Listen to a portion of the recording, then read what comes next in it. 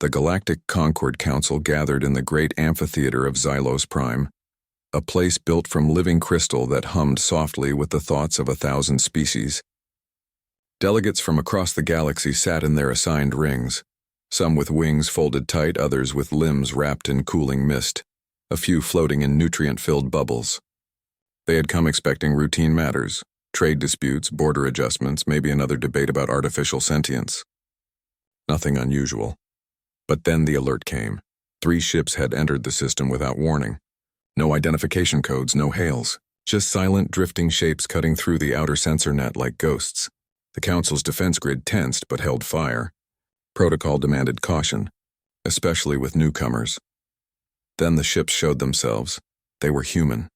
The species had only recently been granted observer status, barely more than a footnote in the Concord's vast records. Humans were young, loud, and oddly emotional. Their technology was rough but clever. Their diplomats smiled too much and asked too many questions. Most council members found them harmless. Curious but harmless. These ships were not harmless. Their hulls were blackened by fire, patched with mismatched metal plates, and streaked with something dark and dried. At first, the sensors mistook it for rust or carbon residue, but close-range scans confirmed it. Blood. Human blood. Not just a splash or a smear. It coated entire sections of the outer armor, crusted over viewports, smeared across weapon mounts like war paint. One ship even had handprints pressed into the side near an airlock, as if someone had crawled out bleeding and tried to leave a message. A low murmur spread through the amphitheater. The Veln Arbiter, a massive, translucent being that floated in a sphere of blue gel, pulsed slowly, its internal lights dimming in concern. This was not how first contacts were supposed to go. On the main viewing screen, the lead human vessel powered down its engines. It hung in space like a dead thing, yet somehow still watching. Then a single shuttle detached from its belly and moved toward the Council's docking spire. Inside the shuttle, a man sat alone. His uniform was torn at the shoulder, his boots scuffed and stained. A thin scar ran from his temple to his jaw, still fresh. His name was Rel, though no one in the Council knew that yet. He hadn't spoken to anyone in 3 days, not since the last colony fell. He carried no weapons, only a small sealed data core clutched in his gloved hand. The shuttle docked without incident. Atmosphere sealed. Gravity synced. The outer door hissed open. Rel stepped out. He walked slowly down the polished corridor past armed guards of 3 different species, all watching him with suspicion. His eyes didn't dart around. They stayed fixed ahead, as if he already knew where he was going. When he reached the amphitheater entrance, the great doors parted without sound. Silence fell. Every delegate turned. Even the gas-based emissaries from the Helion swarm condensed slightly, their forms tightening in attention. Rel stopped at the center of the floor. He did not bow, did not salute. He simply stood, breathing as if gathering the last of his strength. "We didn't come to speak," he said. His voice was rough, like stone dragged over metal. "We came to warn you." The words hung in the air. The Veln Arbiter rippled, sending a soft tone through the chamber. "Warn us of what, human?"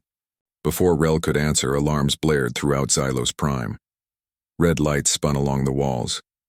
The main screen flickered, then showed deep space telemetry from the outer rim. A 4th ship had just dropped out of warp. It was smaller than the others, scout class maybe. But it was wrong.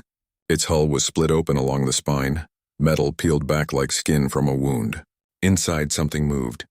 Not machinery, not crew. Something wet and shifting, pulsing with faint bioluminescence.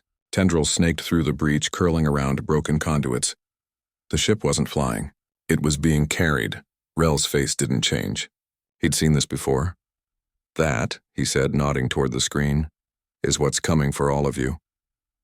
Panic rippled through the chamber. Delegates shouted in a dozen languages. Some called for immediate quarantine. Others demanded the human be detained. A few began transmitting emergency codes to their homeworlds, but the Veln Arbiter held up a gelatinous limb. Silence. The room stilled. It turned its full attention to Rel. "Explain." Rel took a slow breath.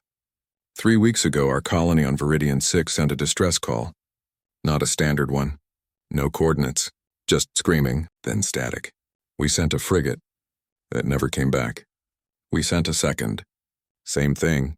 By the time our main fleet arrived, the planet was gone. Gone? Asked a scaled delegate from the Cathari Enclave. Not destroyed, Rel said. Consumed. Every living thing. Trees, animals, people, stripped down to bone. But the bones, they were fused together. Standing upright. Like towers. Like warnings, he held up the data core. This has the footage. I won't play it here. You wouldn't sleep again. A feathered diplomat from the Avian Concord scoffed. You expect us to believe some horror story because your ships are dirty? Rel looked at him. Not with anger, with pity. Look closer at the blood on our hulls. The main screen zoomed in on one of the human warships. The dried blood shimmered slightly under high-resolution scan. Not from light, but from something within it. Tiny crystalline structures vibrating at a frequency no known scanner could identify. It's not just blood, Rel said. It's a signal, a shield. We found out the hard way that whatever's out there, it doesn't like it. So we coat our ships in it. Our dead protect the living.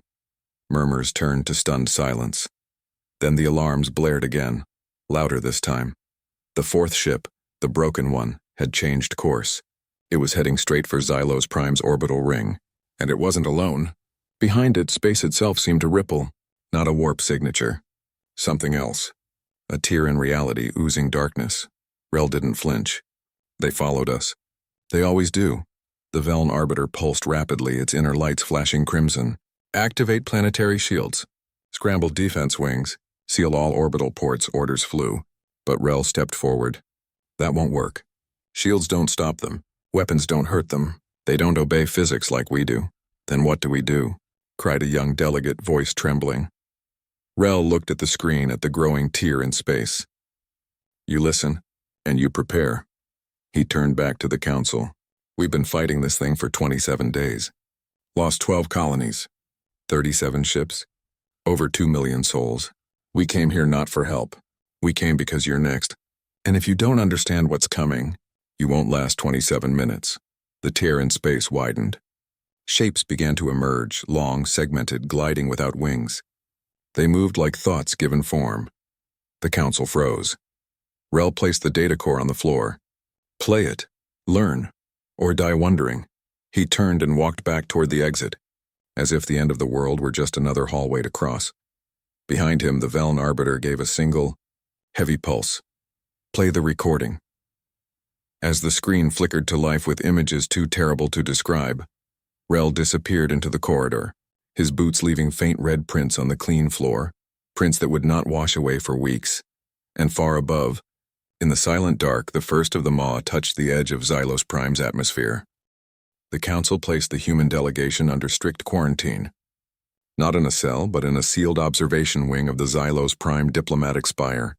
Glass walls, filtered air, no outside contact. They called it protective custody. Rel knew it was a cage. He didn't argue.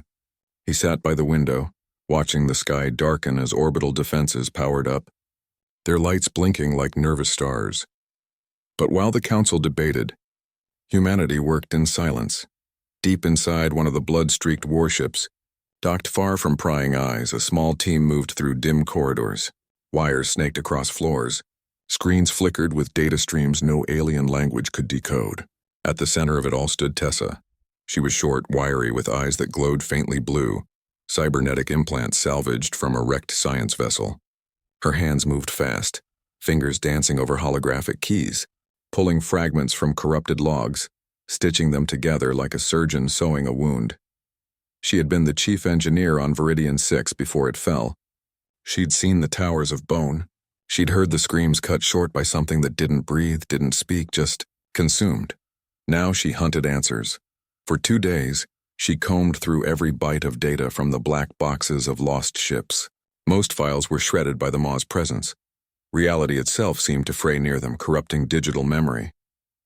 But one fragment kept repeating, a low-frequency hum buried in the background of every final transmission. It wasn't mechanical. It was organic, almost like a heartbeat. Then she noticed something stranger. The blood on the hulls, the human blood, wasn't just drying. It was resonating, tiny vibrations matching that same frequency. When she ran a spectral analysis, the pattern matched nothing in the Concord's biological database. But it did match one thing. the neural activity of a living human brain under extreme stress. Her breath caught. She ran a test, took a sample of dried blood from the outer hull, rehydrated it slightly, and exposed it to a simulated maw signal, a recording from the broken scout ship's last moments. The blood reacted instantly. The frequency spiked. The simulated signal recoiled as if burned. Tessa stared at the screen. "It's not just blood," she whispered. "It's a weapon," she called Rel on a secure channel. He listened without speaking. When she finished, he said only, "Can it be amplified?" "Yes," she said. "But it needs a live source, a mind. Something thinking, feeling, afraid. The stronger the emotion, the stronger the field." Silence stretched. Then Rel said, "We'll find volunteers." Back on the council floor, the debate raged. Some species demanded the humans be expelled, called them carriers of plague, bringers of doom. Others argued they should be studied, their blood harvested, their biology reverse-engineered. Only the Velen Arbiter remained quiet, replaying the footage from Viridian 6 over and over. Towers of bone, empty cities, no wreckage, no weapons fire, just absence. Then the first scout drone returned. It had been sent to investigate the tear in space near the outer rim. Now it drifted back half-melted, its metal frame fused with pulsing vein-like growths. When technicians tried to dock it, the drone lashed out, not with weapons but with tendrils that pierced hull plating like paper. It whispered as it moved. Not in one voice, but hundreds. Men, women, children, all speaking at once in broken sentences, begging for help, screaming for mercy, laughing in madness. The drone was destroyed. But not before it infected 2 maintenance drones. Those were destroyed too. Then a cargo shuttle. Then a security bot. Fear spread faster than the infection. The council locked down the orbital ring. Evacuation protocols began, but Rel requested an emergency audience. He stood again in the center of the amphitheater, thinner now, his eyes sunken. He didn't carry the data core this time. He carried a small vial filled with glowing red liquid. "This is what saved us," he said, holding it up. "Not armor. Not guns, this." He explained Tessa's discovery. The blood wasn't just a marker. It was a shield, a biological frequency that repelled the maw, but it only worked when tied to a living mind. "The more minds, the wider the field," a Cathari delegate hissed. "You mean to say you wired your own people into your ships? Like machines?" "Yes," Rel said simply. "You used your dead as fuel." "No," Rel corrected. "We asked them. They chose. Everyone?" The chamber fell silent. The idea was horrifying to most species, sacrificing the living to power a weapon. To the avians, it was sacrilege. To the Helian swarm, it was illogical. Only the Velen Arbiter seemed to understand. "And if we refuse your method?" It pulsed. "Then you die," Rel said. "Not quickly. Not cleanly. You become part of the thing that eats you. Your voices will whisper from its bones." As if on cue, alarms blared again.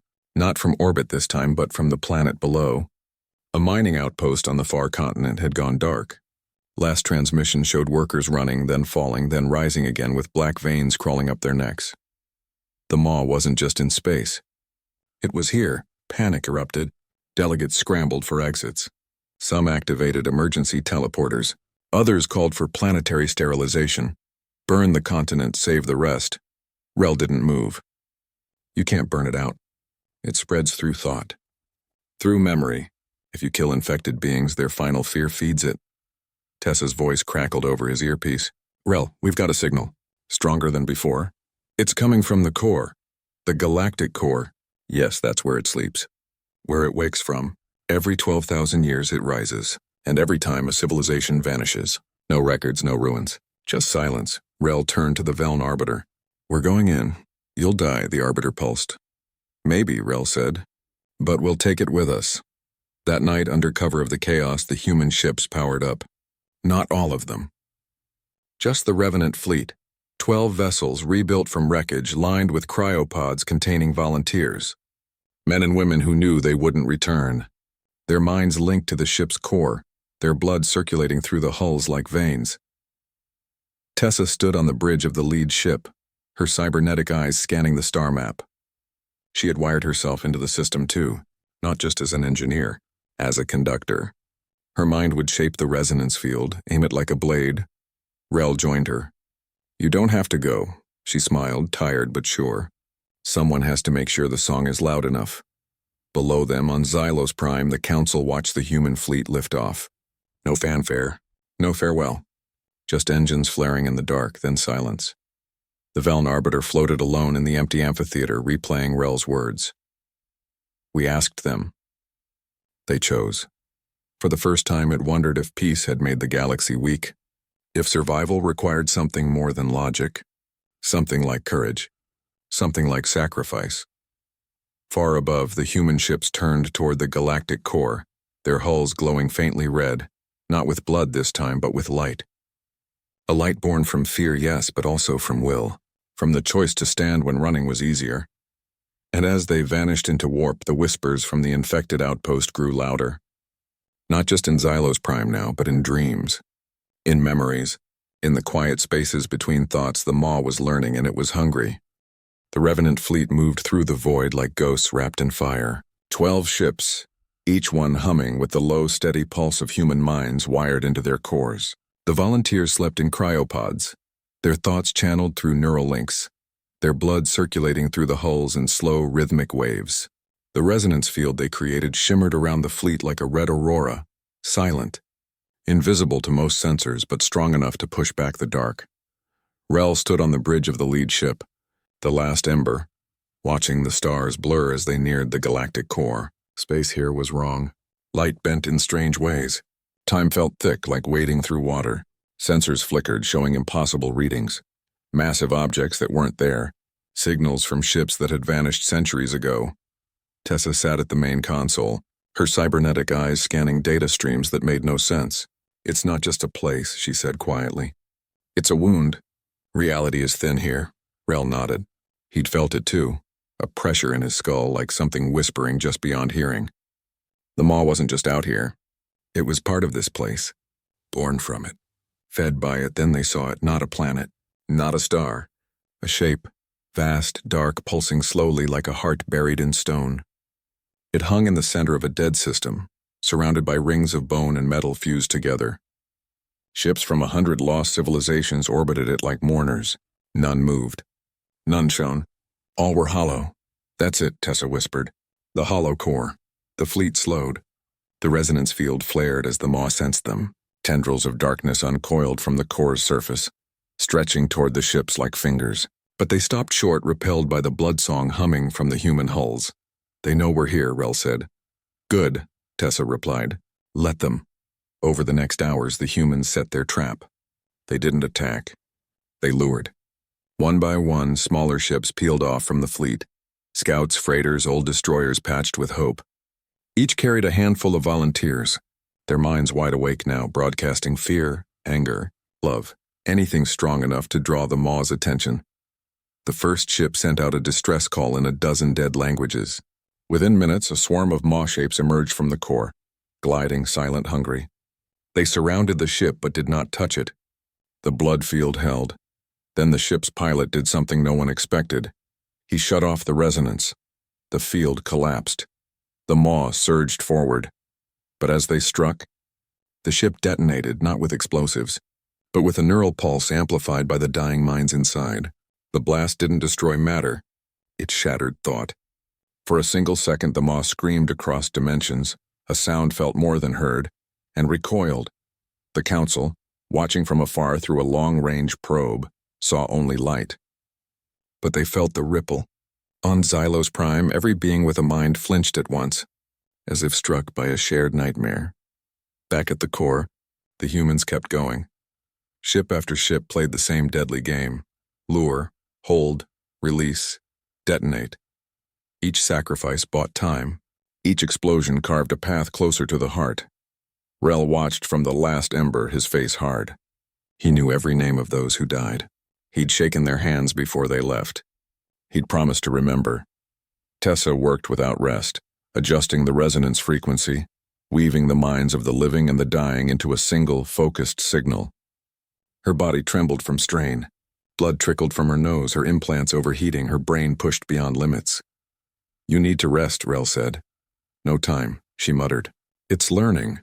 The maw, it's adapting. It's starting to mimic the frequency. He looked at the main screen. Sure enough, patches of the swarm now glowed faintly red.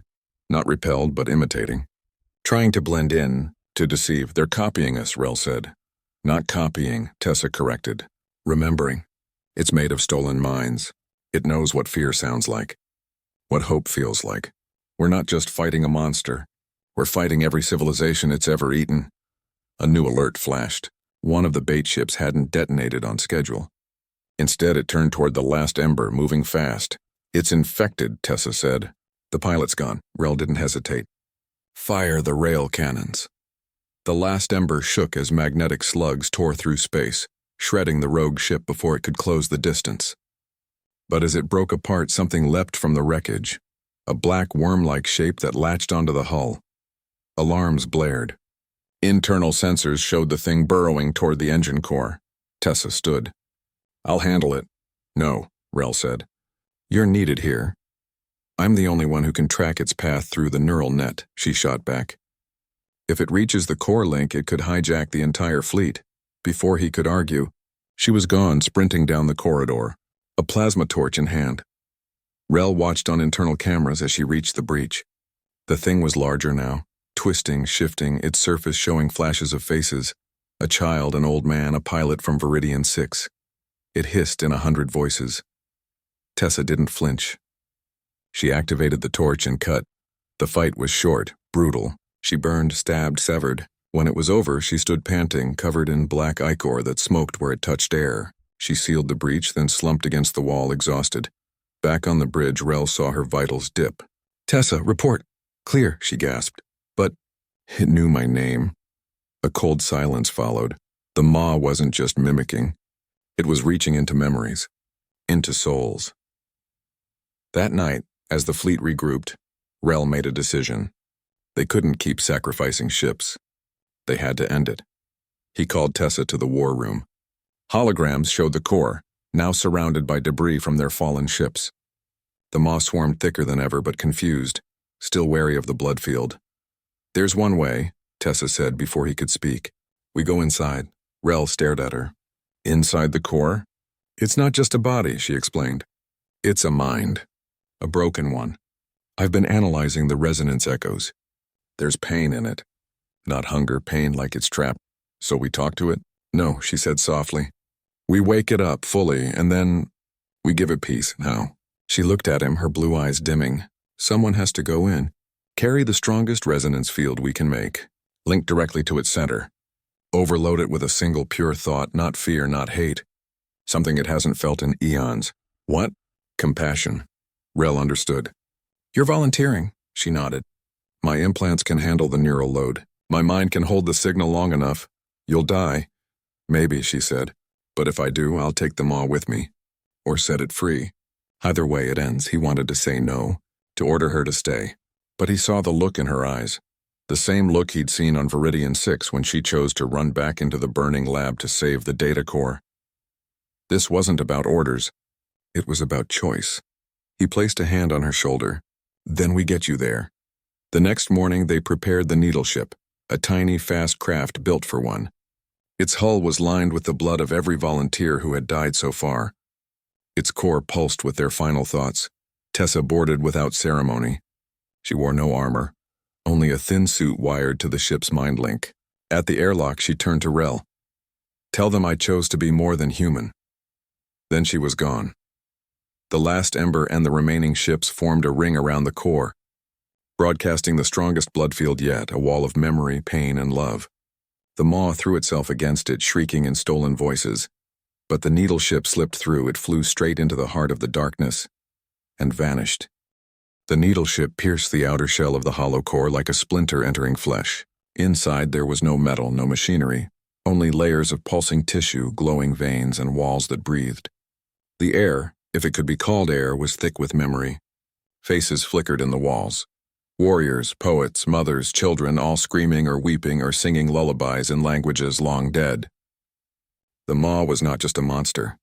It was a tomb. Tessa floated in the cockpit, her cybernetic eyes wide, her mind already burning from the psychic pressure. The ship's systems failed one by one, not from damage but from the weight of so much stolen thought. Alarms died, lights dimmed. Only the neural link remained active. humming with the last echoes of the Revenant fleet. She unbuckled herself and stepped into the corridor of the core. Her boots sank slightly into the floor, which pulsed like a heartbeat. The walls whispered her name not in one voice but in thousands. Some begged her to leave. Others begged her to stay. A few laughed as if this were all a cruel joke. She kept walking. Deeper in, the path split into countless tunnels, each leading to a different memory, a different lost world. She saw cities made of light, oceans of liquid thought, forests that sang in harmony, all beautiful, all gone, consumed not out of hunger but out of loneliness. That was the truth she had sensed from the data. The Maw was not evil. It was broken. Long ago it had been something else, a guardian species, tasked with preserving knowledge, withholding the memories of civilizations that chose to fade away peacefully. But something went wrong. Maybe a war, maybe a plague of silence. Whatever it was, the Guardian lost its purpose. It began to hoard minds, not to honor them, but to fill the emptiness inside itself. And in its grief, it forgot how to stop. Now, it fed endlessly, not because it wanted to, but because it could not remember how to rest. Tessa reached the center. There, floating in a chamber of liquid light, was the core's heart, a sphere of shifting faces, all fused together, all weeping. At its center pulsed a single point of darkness deeper than space itself. That was the wound. The place where the Guardian had shattered. She activated the final protocol. Her implants flared. Her blood, already circulating through the needle ship's hull, now surged with the resonance frequency, but not the one of fear or warning. This was different, cleaner. She focused on one memory, her younger brother, lost in the first colony attack, holding her hand as the sky turned black. She remembered his voice, soft and steady. "Don't be scared. Tess, you're the strong one." She pushed that memory into the link, not as a weapon, as a gift. The core shuddered. The faces on the heart turned toward her. The whispers stopped. For the first time in 12,000 years, the Maw was silent. Then it spoke, not with sound, but directly into her mind. Why? Because you don't have to be alone, Tessa thought back. They all ran. They all screamed. They all fought. Not all, she said. Some chose to stay. Some chose to understand. She opened her mind wider, pouring in every human memory she carried. Birthdays, first steps, songs sung off key, hands held in the dark, promises kept, losses mourned but not forgotten. Not perfect memories. Messy, painful, joyful, human. The core trembled. The darkness at its center began to glow, not red but gold. Tessa felt her body failing. Her heart slowed. Her vision blurred. The neural load was too much, but she didn't stop. She gave everything, I remember, the Maw whispered, and then it wept. Tears of light fell from the heart, dissolving into the chamber, washing over Tessa like warm rain. The pain in her mind eased. The burning stopped. For a moment she felt peace, not hers, but shared. Then she knew what to do. She reached into her chest, not physically, but through the link, and pulled out the resonance core from her own mind. Not to destroy it, to offer it. Take this, she thought. Let it remind you that you are not hunger. You are memory. You are keeper. You are enough. The core accepted. A wave of energy exploded outward, not violent but vast. It rolled through the hollow core, through the dead system, through the Revenant fleet, through the distant stars. Every ship, every being, every living thing in the galaxy felt it. A single pulse of sorrow, release, and gratitude. On the last ember, Rel fell to his knees. He didn't know why, but he wept. On Xylos Prime, the Velen Arbiter floated still, its gel trembling as the pulse passed through it. In that moment, it saw every lost civilization, not as data, but as lives. As stories, as family. Back in the core, Tessa smiled. Her body dissolved into light, not from death, but from transformation. Her mind joined the chorus, not as a prisoner, but as a guide. She would stay. Not to fight. To help the Maw remember who it was meant to be. The hollow core began to close. The tendrils retracted. The bone ring stilled. The swarm of Maw shapes outside froze, then slowly drifted apart, their forms softening, their darkness fading to gray, then silver, then clear. The Revenant fleet's sensors went quiet. No threats, no signals. Just empty space and a single fading lullaby playing on all channels. Rel stood on the bridge, tears drying on his cheeks. He looked at the view screen. The core was shrinking, folding in on itself, becoming a quiet, dark sphere once more. Not dead, sleeping, healing. He activated the comms. All ships. Mission complete. Return to Xylos Prime. As the fleet turned, something strange happened. The blood on their hulls, the dried, crusted remains of their dead, began to glow softly. Then, like mist in morning sun, it lifted from the metal, swirling into the void, forming shapes. Hands, faces, wings. Then it vanished, not into nothing, but into starlight. The volunteers were gone. Not lost. Released. Back on Xylos Prime, the Council watched the fleet's return on silent screens. No cheers, no speeches. Just awe. The Velen Arbiter floated alone in the amphitheater, replaying the lullaby. It was an old Earth song, simple and sweet. A child's voice sang it, clear, calm, unafraid, and for the first time in its long life, the Arbiter understood what humanity had done. They had not killed a monster, they had healed a god, and they had paid for it with their best. In the quiet that followed, across 1,000 worlds, beings looked up at the stars and felt something new, not fear, but hope, because somewhere out there in the deepest dark, a broken thing had been made whole again, and it would not hunger anymore. The human ships returned to Xylos Prime not with fanfare but with silence. Their hulls were clean now, no blood, no scars, just the dull gray of battle-worn metal. Yet everyone who saw them felt the weight they carried, not of weapons or war, but of loss and choice. The Revenant fleet had left with 12 ships. It came back with 5, and no one aboard spoke much. They moved like people who had seen the end of the world and walked back from it. Rel stood on the bridge of the last ember, watching the planet grow larger in the view screen. He looked older, though only weeks had passed. His eyes held a quiet that no one could name. Behind him, the crew worked in hushed tones, tending to systems, checking logs, avoiding each other's gaze. They were alive, but part of them had stayed in the dark with Tessa.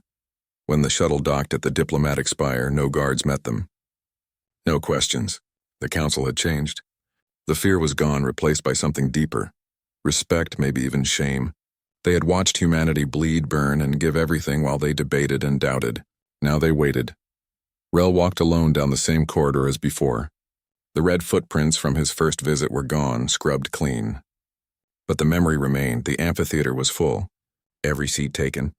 Even species that never attended in person had sent avatars or projections. All eyes turned as he entered. He wore the same torn uniform, but now it bore a single patch on the shoulder, a simple circle with a line through it. The old human symbol for end or peace. No one knew its meaning, but they felt it.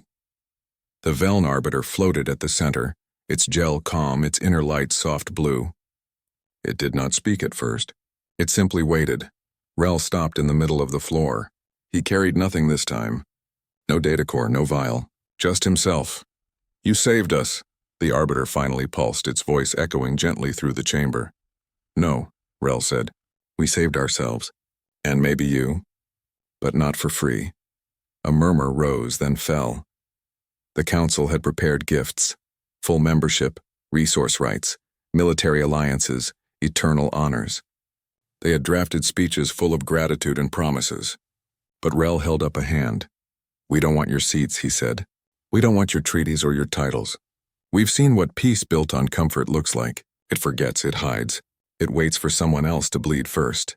He looked around at the faces, scaled, feathered, crystalline, gaseous, all watching him with wide eyes. "We came here with bloodied ships not because we lost," he continued, voice low but clear. "We came because we won, and we paid for it in flesh and fire so you wouldn't have to." Silence. Then he turned to leave. "Wait." The Arbiter called softly. "What do you ask of us?" Rel paused at the door. He didn't look back. "Nothing. Just remember, when the next darkness comes, and it will, don't hide behind your laws. Don't wait for proof. Stand with us, or get out of the way." He walked out. Behind him, the council sat in stunned stillness. No one moved for a long time. Then, slowly, the Velen Arbiter lowered itself toward the floor. It touched the spot where Rel had stood and pulsed once, deep and slow, a gesture of honor older than language. Outside, the human fleet prepared to leave. No one tried to stop them. As the last ember lifted from the docking spire, its engines humming softly, a strange thing happened. Across Xylos Prime, in cities and temples and schools, beings began to sing, not in their own tongues, but in the lullaby they'd heard from the core. A simple earth tune passed through Tessa's final breath. The song rose into the sky, carried on the wind, on data streams, on light itself. Rel heard it on the comms. He closed his eyes for a moment. Then he gave the order, set course for Sol. As the fleet warped out, leaving the Concorde behind, the Veln Arbiter floated alone in the empty amphitheater. It replayed the lullaby again and again, and for the first time it did not analyze the notes or the structure. It simply listened. Across the galaxy, change began. On a dozen worlds, old war memorials were replaced with new ones, not of soldiers or ships, but of hands joined, of blood turned to light. Children were taught the story of the humans who came with bloodied ships, not as a warning, but as a lesson, that courage is not the absence of fear, but the choice to act despite it. Years later, when a strange signal appeared near the galactic rim, faint, rhythmic, almost like a heartbeat, the conquered did not panic. They did not debate. They sent a message to Sul, and within days human ships arrived again. Not many, just enough. Their hulls were clean, but their crews carried the same quiet strength. This time, the Council stood ready, not with weapons, with trust.